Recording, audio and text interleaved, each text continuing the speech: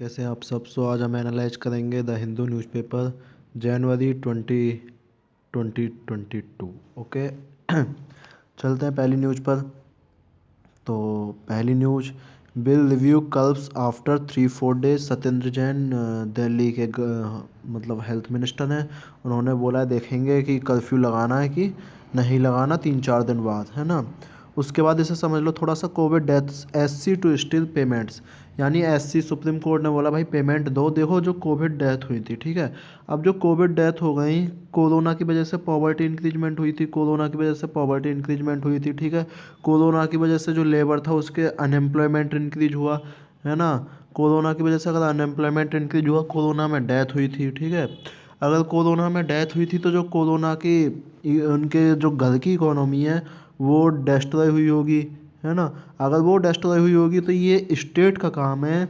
State means यहाँ state मतलब किसी राज्य या देश से नहीं, अगर हम ओवरऑल बात करें तो ये स्टेट का काम होता है कि भाई जिसकी इकोनॉमी डिटेरियोरेट हुई है, डिस्ट्रॉय हुई है, आप उसे कुछ फाइनेंशियल हेल्प प्लस हर टाइप की हेल्प जो है वो प्रोवाइड कराओ, ठीक है। अब इसके बाद क्या हुआ था, राज्यों ने, अब स्टेट जो है इंडिया के स्टेट, उन्होंने बचने के लिए कुछ केसेस को ऐसे ही मना कर दिया, नहीं नहीं इनकी डेथ नहीं हुई, या मान लो कोई डेथ सर्टिफिकेट नहीं दिखा पाया उस टाइम, ठीक है, या बहुत सारी टेक्निकल प्रॉब्लम्स थी जो नहीं दिखा पाई उस टाइम अपने डॉक्यूमेंट्स, टेक्निकल प्रॉब्लम जो हुई थी उसके कारण उन्होंने उसके जो नॉमिनेशंस हैं, नॉमिनेशंस जो थे वो कैंसिल कर दिए, ठीक है। अब जब नॉमिनेशन कैंसिल हो गए, उन्हें तो कुछ मिलना नहीं है जिनके घर कोई मरा था। अब जिनके घर कोई नहीं मरा तो इस पर सुप्रीम कोर्ट ने बोला भाई ये स्टेट का काम है, आप देखो, है ना, नॉमिनेशन कैंसिल क्यों कर दो, रजिस्ट्रेशन कैंसिल क्यों कर दो, इसका पूरा पूरा डाटा दो कि भाई रजिस्ट्रेशन हमने इसलिए कैंसिल किया, किस ग्राउंड पे कैंसिल किया। तो ये सुप्रीम कोर्ट ने बोला है। और आंध्र प्रदेश में लगभग 31,000 जो लगभग कोरोना के मरीज मरे थे उनको फाइनेंशियल हेल्प मिल रही है। बिहार में 10,000 के आसपास है। तो ये चीज़ें इंक्रीज हो रही हैं और होनी भी चाहिए। अगली न्यूज़ देखते हैं। जम्मू कश्मीर में बर्फ़ पड़ी रही है, ठीक है। और इसमें एक कल भी न्यूज़ आई थी एवलेंचेस, एवलेंचेस वो हमने कल के न्यूज़पेपर में डिस्कस करी थी बहुत डिटेल में। तो अगर आपने कल का एनालिसिस नहीं देखा है तो वो भी देख लेना। इसे समझ लो, state weighs options on IAS cadre rule change. देखो आईएएस क्या होता है, अब तक जो आईएएस ऑफिसर होता है उनका एक कैडर चुना जाता है, ठीक है, जब नौकरी जॉब लगती है उनकी कैडर, तो वो उसी स्टेट के कैडर में जॉब करते हैं। लेकिन अगर उनका ट्रांसफ़र होना होता है तो वो स्टेट से परमिशन लेनी पड़ती है कि भाई हम इस आईएएस को यहाँ पे ले जा रहे हैं, स्टेट परमिशन देता है, उसके बाद उनका कैडर चेंज हो सकता है। लेकिन अब क्या बोल रहे हैं कि सेंटर करेगा इस काम को, सेंटर करेगा इस काम को। इन्होंने नोटिफिकेशन दिया है, हर एक स्टेट को एक लेटर भेजा है, तो अभी स्टेट इसके अपोजिशन में चल रहे हैं। तो ये फ़ायदा ये है कि भाई देखो, अगर मान लो सेंटर को फ़ायदा ये हो जाएगा कि कोई भी आईएएस चाहिए, कोई भी आईएएस उन्हें अच्छा लगा, काम में अच्छा है, तो उनकी जो सेंट्रल प्रॉब्लम है वो इजीली सॉल्व हो जाएंगी। और नुकसान ये है कि यहाँ पे पॉलिटिक्स हो जाएगी, पॉलिटिकल जो भी पावर्स होंगी वो अपने आप में, मान लो किसी का दबदबा अच्छा है, कोई पोस्ट अच्छी है, तो उसके आधार पर फिर दबदबा बनता जाएगा। इस चीज़ का नुकसान है। चन्नी ने बोला bid to frame me by misusing central agency. देखो इकोनॉमी एनफोर्समेंट डायरेक्टरेट क्या होता है, थोड़ा सा इसे डिस्कस कर लेते हैं। अभी एनफोर्समेंट डायरेक्टरेट न्यूज़ में भी था, यानी कि ईडी न्यूज़ में भी थी। न्यूज़ में इसलिए थी क्योंकि इसका और सीबीआई डायरेक्टर का, सीबीआई डायरेक्टर ईडी डायरेक्टर जो है, इन दोनों का टाइम बढ़ा दिया था, टाइम टर्म एक्सटेंड कर दिया, एक्सटेंड अप टू 5 ईयर्स हो सकता है। पहले क्या होता था, 2 ईयर प्लस 1 ईयर एक्सटेंड था, अब 2 ईयर प्लस 5 ईयर तक ये एक्सटेंड कर सकते हैं, ठीक है। ये स्पेशलाइज्ड फाइनेंशियल एजेंसी है। कैसी एजेंसी है ये, फाइनेंशियल एजेंसी है ये, यहाँ तक कोई दिक्कत होनी नहीं चाहिए। किसके अंडर है ये समझ लो किसके अंडर है, ये है डिपार्टमेंट ऑफ रेवेन्यू के अंडर, डिपार्टमेंट ऑफ रेवेन्यू के अंडर है। और ये किसके अंडर है, department of revenue, ministry of finance, ministry of finance के ये अंतर्गत आती है। ये समझ में आ गया यहाँ तक आपको। देखो 1957 में इसका नाम चेंज हुआ था, 1957 में इसका नाम आया था एनफोर्समेंट डायरेक्टरेट, ठीक है। ये दो लॉज को इम्पोर्टेंट डील करता है, दो लॉज को।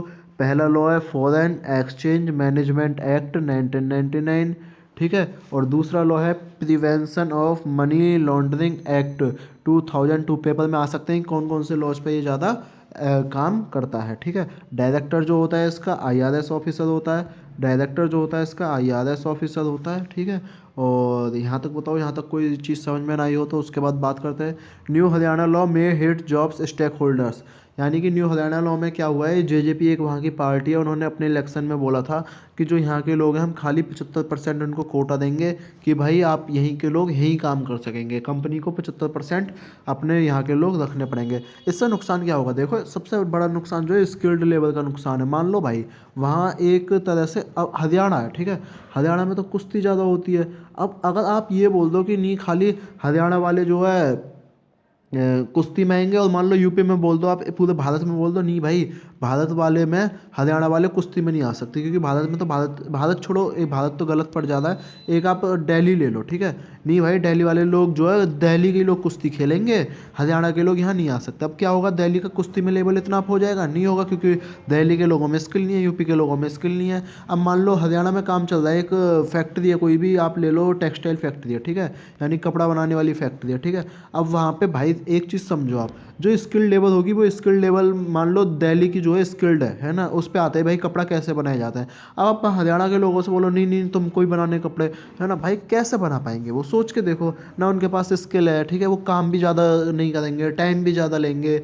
तो ये बहुत सारे इशूज़ हैं जो हरियाणा में हो सकते हैं। फ़ायदे ये है भाई, देखो हरियाणा के लोगों को जो माइग्रेशन करना पड़ता था, माइग्रेशन ख़त्म हो जाएगा, उनको वहीं की वहीं काम मिल जाएगा, वहाँ काम मिलेगा तो डेवलपमेंट होगा, इकोनॉमी डेवलप होगी, पॉवर्टी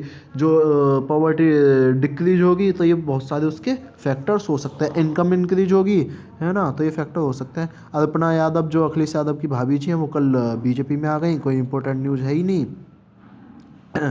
अगली न्यूज़ डिस्कस करते हैं, मुझे नहीं लग रहा कोई इंपॉर्टेंट न्यूज़ होगी इसमें, है ना। इसके बाद अगर नेक्स्ट पेज पे चलें, ये देखो थोड़ा सा यहाँ पे इंपॉर्टेंट न्यूज़ आ रही है। RP 2041 can spell Doom for Aravallis fear environmentalist. एक नया रिजोल्यूशन आया है, उसमें 2041 के अनुसार जो अरावली के आसपास का एरिया है, अरावली के आसपास का एरिया, वहाँ पे आप कंस्ट्रक्शन शुरू कर सकते हो। क्योंकि देखो इसमें क्या हुआ था, इसे अगर थोड़ा सा आप पढ़ना चाहो तो lose protection from construction under national conservation zone defined in regional plan 2021 if provisions in draft regional plan, एक नया आया है, आज इम्प्लीमेंटेड, है ना। ये क्या कहता है समझो, 2021 DRP क्या कहता है, ड्राफ्ट रीजनल प्लान क्या कहता है, ये कहता है भाई जो नेचुरल जोन होगा, ये नेचुरल फीचर जैसे माउंटेन, हिल, रिवर, है ना, ऐसी चीज़ों को जो प्रकृति की बनाई हुई चीज़ें उनको इंक्लूड करेगा, ठीक है। ये अगर इंक्लूड करेगा जब जब वो आपके लैंड रिकॉर्ड में रिकॉग्नाइज्ड हो, यानी लैंड रिकॉर्ड में आपको दे रखी हो। एक चीज़ समझ लो आप, यहाँ से एक गांव का एग्जांपल ले लो, मान लो गांव में कोई तालाब है, ठीक है, ये तालाब है, यहाँ पे गांव में तालाब है ना, ये पानी है इसमें। अब मान लो भाई ये लैंड रिकॉर्ड में है ही नहीं, लैंड रिकॉर्ड में है ही नहीं, तो जो जिसके सामने यहाँ पे घर है वो तो इस तालाब पे कब्जा कर लेगा ना। अगर उसने इस तालाब पे कब्जा कर लिया, वो बोलेगा बाद में, पब्लिक बोलेगी कि हम हमारा पानी कहाँ जाएगा, वो बोलेंगे लैंड रिकॉर्ड में है ही नहीं। तो ये चीज़ें जो हैं ये दिक्कत देंगी बाद में, एनवायरनमेंट फियर भी है इस पर। अच्छा, इसमें जो सबसे बड़ी दिक्कत वाली बात क्या है, अरावली हिल्स के पास, वो ये है, अरावली हिल्स के पास देखो यहाँ पे बहुत सारी जो रिवर्स है, जैसे यमुना, गंगा, काली, हिंडन साहिबी, ये भी इंक्लूड नहीं है लैंड में, लैंड प्लान जो होता है उसमें इंक्लूड नहीं है। तो यहाँ दिक्कत हो जाएगी। जो अनदर पॉइंट ऑफ व्यू दिखा रहा है कि देखो अरावली इंटरलिंकिंग के बीच में और रिवर यमुना के बीच में, मान लो ये अरावली पहाड़ है, ये साइड साइड चल रहा है, यहाँ यमुना नदी चल रही है, तो इसके जो बीच का एरिया है वहाँ पर ये लोग कंस्ट्रक्शन करा देंगे, कंस्ट्रक्शन करा देंगे तो एनवायरमेंट प्रॉब्लम है, जो नेचुरल वाइल्ड लाइफ है उससे प्रॉब्लम होगी। तो ये बहुत सारी दिक्कत वाली बातें हैं, है ना। और अगर इसमें और कुछ दिक्कत वाली बातें देखें तो देखो जैसे मान लो रिवर है, ठीक है, रिवर है, अगर वो आपके उसमें नहीं होगी तो उसका डेवलपमेंट सही से नहीं होगा, डेवलपमेंट सही से नहीं होगा तो जैसे उसे आप सिंचाई इरीगेशन के काम में लेते थे वो काम भी सही से नहीं होगा, तो बहुत सारी दिक्कतें क्रिएट हो जाएंगी। ये जो रीजनल प्लान 2041 है, तो कोशिश है एनवायरमेंटलिस्ट उस पर बात कर रहे हैं, देखते हैं क्या होता है। नेक्स्ट न्यूज़ पे चलते हैं। Don't produce Khalid, SDMC extend, Gupta build property, Punjab liquid contract is आपसी एम फेस, है ना। Please challenge expansion of definition of drug, ये डेफिनेशन ऑफ ड्रग आई है, न्यू कैटेगरी ऑफ ऑफेंस आई है, ठीक है। तो इसमें क्या है, there is no rational nexus between equality of law, है ना। ड्रग के ये है कि स्पेशली ड्रग इंपॉर्टेंट में इसलिए क्योंकि ये जो एक शाहरुख खान का लड़का था आदिल खान, उस पर भी बहुत सारे आरोप लगे थे, ठीक है। तो ये है कि भाई अगर आप ड्रग ले रहे हो तो ये जो टैरिफर है ना, लॉन्ग एज एडिक्ट डाइल्यूट्स, यानी जो ट्रैफिकर है उनको भी आप ड्रग एडिक्ट मान लोगे, ठीक है। तो ये देखते हैं क्या फैसला आता है इस पर। अगले पेज पे चलते हैं। अगले पेज पे देख लो ईस्टर्न स्वैम्प जो है, स्वैम्प डियर नंबर्स हैं, ठीक है, यानी dip in eastern swamp deer numbers. Eastern swamp जो है इसके बारे में हम बात करेंगे। तो ईस्टर्न स्वैम्प जो स्पेशली काजीरंगा नेशनल पार्क में मिलते हैं, काजीरंगा नेशनल पार्क में मिलते हैं ये। और अगर काजीरंगा नेशनल पार्क के आसपास इनकी जो नंबर है वो थोड़ा थोड़ा यानी फॉल हो रही है पॉपुलेशन में, ठीक है। तो ये देखो स्वैम्प डियर जो वल्नरेबल है ना, वल्नरेबल है ये, वल्नरेबल यानी कि एक्सटिंक्ट नहीं हुए हैं ये, ठीक है। एक्सटेंट वल्नरेबल और एक्सटेंट में क्या अंतर होता है, एंडेंजर्ड में क्या अंतर होता है, इनकी पॉपुलेशन के आधार पर अंतर होता है, ठीक है। और ये हम एनवायरनमेंट की अगर कभी क्लास होगी तो उसमें डिस्कस कर लेंगे, है ना। और ये देखो काजीरंगा नेशनल पार्क जो, उसमें सबसे ज़्यादा बर्न हॉर्न डायनासोर्स पाए जाते हैं काजीरंगा नेशनल पार्क में, बर्न हॉर्न डायनासोर्स। और ये काजीरंगा नेशनल पार्क है कहाँ, असम में काजीरंगा नेशनल पार्क है। और बताओ आपको और कुछ बताना हो इसमें, मेरे हिसाब से तो कुछ आपको न्यूज़ देनी नहीं है। नो वर्ड फ्रॉम पीएमओ और सिल्वर लाइन प्रोजेक्ट बार बार डिस्कस कर चुके हैं, केरला की रेलवे लाइन प्रोजेक्ट है, केरला का रेलवे लाइन प्रोजेक्ट है। दिक्कत ये आ रही है कि भाई जब रेल लाइन बिछेगी बहुत सारे पेड़ कटेंगे, पेड़ कटेंगे तो एनवायरनमेंट प्रॉब्लम होगी, एनवायरनमेंट प्रॉब्लम होगी तो एनवायरमेंटलिस्ट उसके खिलाफ है, एनवायरमेंटलिस्ट उसके खिलाफ है। तो सरकार ये बोल रही है कि भाई नहीं नहीं, आप विकास के खिलाफ हो, ये तो विकास हो रहा है, ठीक है, विकास हो रहा है। रेलवे लाइन अगर बढ़ जाए लॉजिस्टिक इंप्रूवमेंट होगा, लॉजिस्टिक इंप्रूवमेंट, ट्रांसपोर्ट इंप्रूवमेंट, है ना, ट्रांसपोर्ट इंप्रूवमेंट होगा और इकोनॉमी डेवलपमेंट होगी। तो ये जो है गवर्नमेंट का पक्ष है, देखते हैं इस पर भी क्या फैसला आता है। अब उसके बाद नेक्स्ट अगर न्यूज़ पर चलें तो एक मिस केरला जो है, देखो ये मिस केरला बीच में मिली नहीं थी, अब ये मिल गई है ना, 2011-12 के आसपास। तो अब ये एंडेंजर्ड नहीं है, ये एक्वेटिक एक्वेरिस्ट्स ने बोला है, ठीक है। तो देखते हैं क्या होता है। एंडेंजर्ड नहीं, अगर कहीं पे आ जाए मिस केरला एंडेंजर्ड है तो आपको ये चीज़ें मना करनी है, ठीक है। इसके बाद अगर नेक्स्ट चलें, इस आर्टिकल को डिस्कस कर लेते हैं, इंपॉर्टेंट आर्टिकल है बहुत। व्लादिमीर पुतिन रियली वांट्स, देखो सबसे पहले इसका रसिया का हम एक बार मैप डिस्कस कर लेते हैं, मैप देख लेते हैं, आप मैप देख लो रसिया का सही से। रसिया जो बॉर्डर कंट्रीज है वो बॉर्डर है ब्लैक सी से, ये रसिया का मैप है, जो येलो येलो पार्ट है। देखो कजाकिस्तान इससे रिलेटेड है, कजाकिस्तान है, ठीक है। कजाकिस्तान के बाद कैस्पियन सी से भी रसिया रिलेटेड है, अजरबैजान से रसिया रिलेटेड है ना। इसके बाद ये ब्लैक सी आ रहा है, यहाँ पे कौन आ रहा है, ब्लैक सी, ये रहा देखो ब्लैक सी, जिसको नहीं दिख रहा हो ये रहा ब्लैक सी, ठीक है। और उसके बाद यूक्रेन, यूक्रेन ये रहा देखो जिस पर मुद्दा चल रहा है, कजाकिस्तान ये रहा जिस पर मुद्दा चल रहा है। उसके बाद बेलारूस है ना, और उसके बाद फिनलैंड भी है इसमें, ठीक है, एस्टोनिया है ना, लिथुआनिया है, लिथुआनिया है ना। तो ये बहुत सारे ऐसे कंट्रीज हैं जो रसिया से टच हैं, ठीक है, इनके बॉर्डर कंट्रीज हैं, है ना। और अगर आप इधर देखोगे तो इधर पैसिफिक ओशियन है, इधर चाइना है और इधर मंगोलिया है, ठीक है। तो ये अब इसमें डिस्कस कर लेंगे कि भाई ये इश्यू क्यों बनता जा रहा है। देखो सबसे पहले रसिया के एक कैथरीन द ग्रेट, एक मतलब एम्परर रहे थे, उन्होंने बोला था कि मुझे अपने बॉर्डर जो है डिफेंड नहीं करने, मुझे अपने बॉर्डर जो है डिफेंड नहीं करने, मुझे अपने बॉर्डर एक्सपेंड करने हैं। और रसिया इसी पॉलिसी को, स्पेशली रसिया और चाइना दोनों इसी पॉलिसी को लेके आगे बढ़ रहे हैं, ठीक है। अब देखो न्यू रसिया जो है वो पार्ट किस किस का है, पहले जो रसिया था वो बहुत बड़ा था, ठीक है। उसके बाद इसका डिसइंटीग्रेशन हुआ 1990 के आसपास, 1990s में।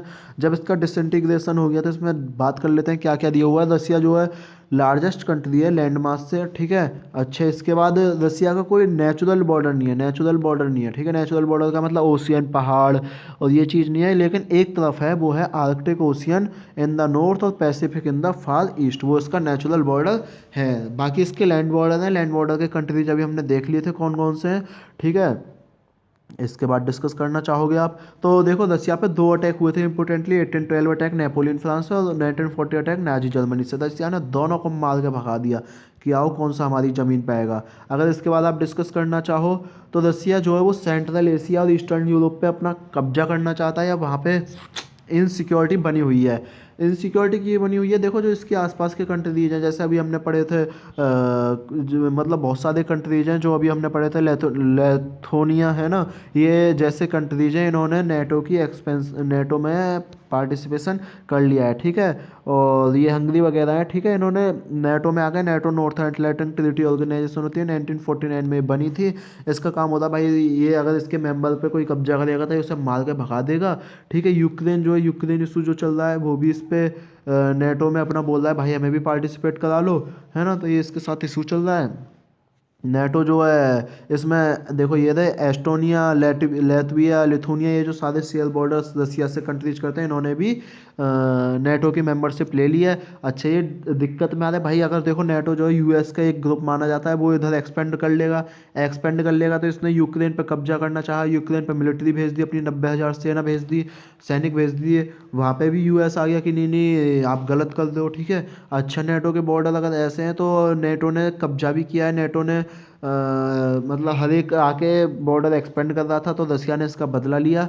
ये यूक्रेन से क्रीमिया को छुड़ा लाया, ये यूक्रेन से क्रीमिया जो उसे छुड़ा लाया, बोला नहीं नहीं तू मेरे कब्जे में आ, है ना, वहाँ से इसने कर दिया। तो ये अपने भी एक्सपेंड करता जा रहा है ना। और अगर रसिया की बात करें, ब्लैक सी की बात करें, देखो ब्लैक सी इंपॉर्टेंट है क्योंकि ये बहुत सारे ट्रेड में इंपॉर्टेंट होता है। और जो रसिया है इसे रसियन लेक की तरह मांगती है। अगर देखो नेटो आ जाएगी, नेटो वहाँ पे वल्गेरिया में आ गई, रोमानिया में आ गई, यूक्रेन में आ जाएगी, है ना, तो क्या होगा, ब्लैक सी पे जो रसिया का कब्जा है वो कहीं ना कहीं डिस्ट्रॉय हो जाएगा, कहीं ना कहीं कम हो जाएगा, उससे रसिया को दिक्कत हो जाएगी, ठीक है। ये समझ में आया नहीं आया। अजरबैजान वगैरह इशू जो चल रहे हैं वो भी रसिया के दिक्कत करेंगे रसिया को, ठीक है। इसके बाद देखो रिस्टोरिंग द रिमलैंड, रिमलैंड जो रसिया रिस्टोर कर रहा है, मैंने बता दिया आपको, क्रीमिया वापस इसने ले लिया है ना। और ये जो रसिया जो पीस कीपर्स करवाया इसने, आर्मेनिया और अजरबैजान में जो बात हुआ था उसमें भी इसने अपनी मुख्य भूमिका निभाई थी। कजाकिस्तान इशू मैंने आपको बताया था, कजाकिस्तान इशू हम डिस्कस कर चुके हैं।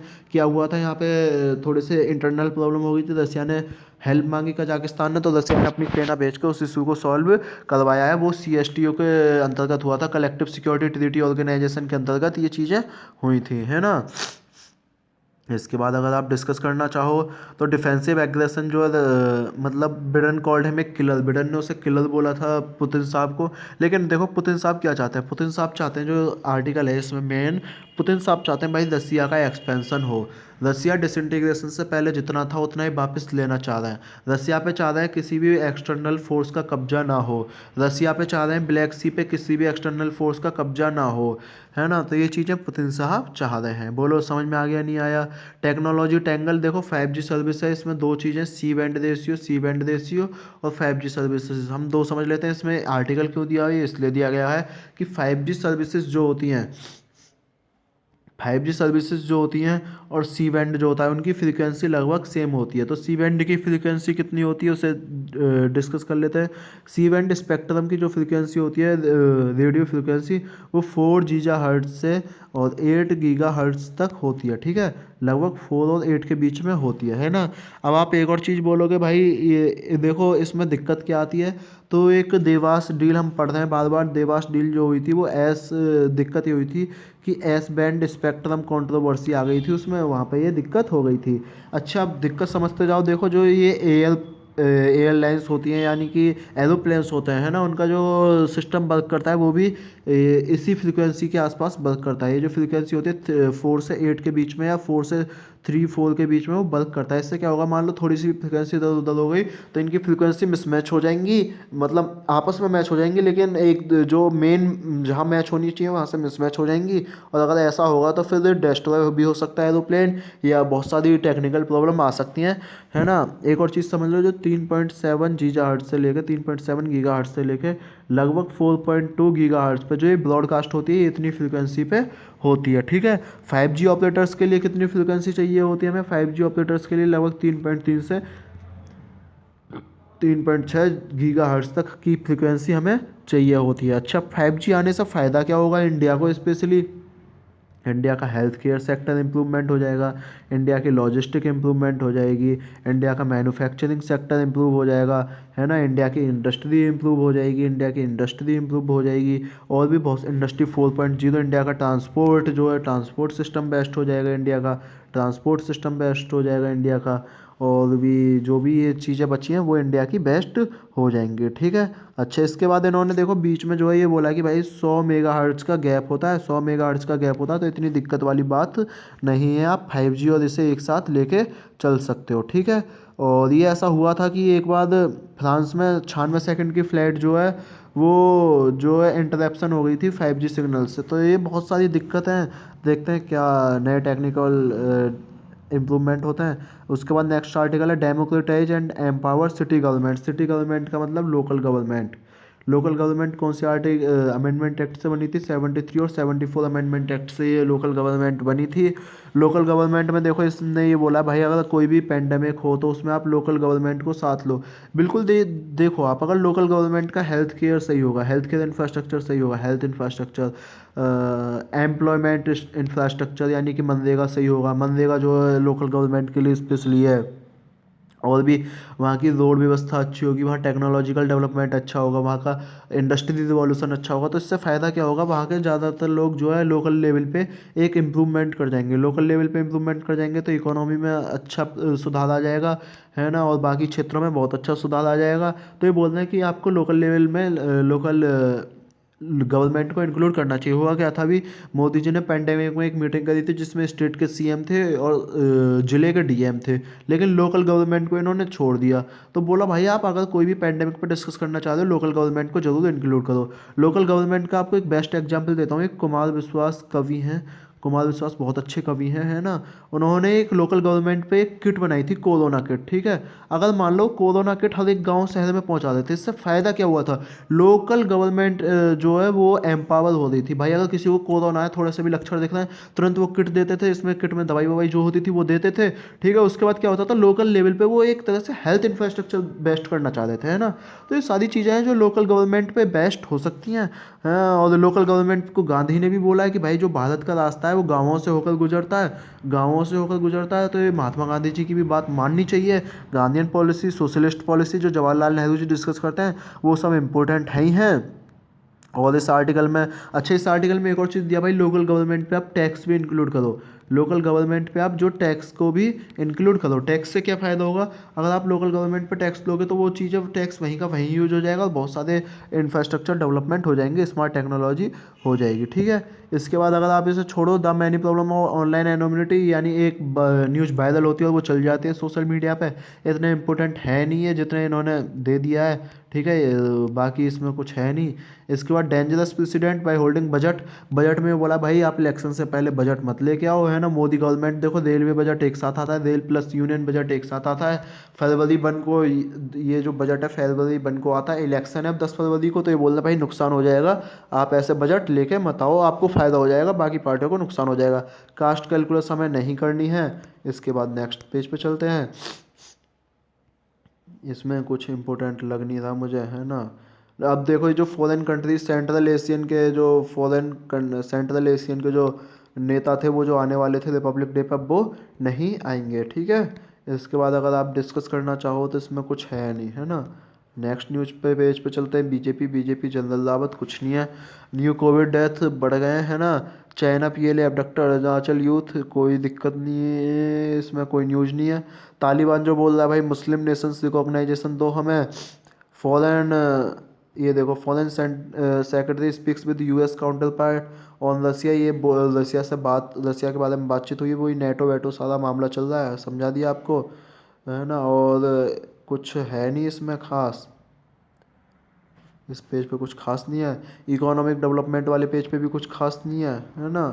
और इसके बाद अगर आप बात करोगे, इंडिया ऑयल प्रोडक्शन जो है वो डिक्लाइन होने लगा है।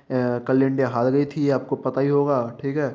इसके बाद गाइस अगर आप देखते रहो इस चैनल को, सब्सक्राइब करते रहो, KNP एनालिसिस को सब्सक्राइब करते रहो। एक न्यूज़ जो टेली प्रॉम्प्टर की चल रही है वो भी आज हमने दे दी है, टेली प्रॉम्प्टर के बारे में आज हमने डिस्कस किया है, ठीक है।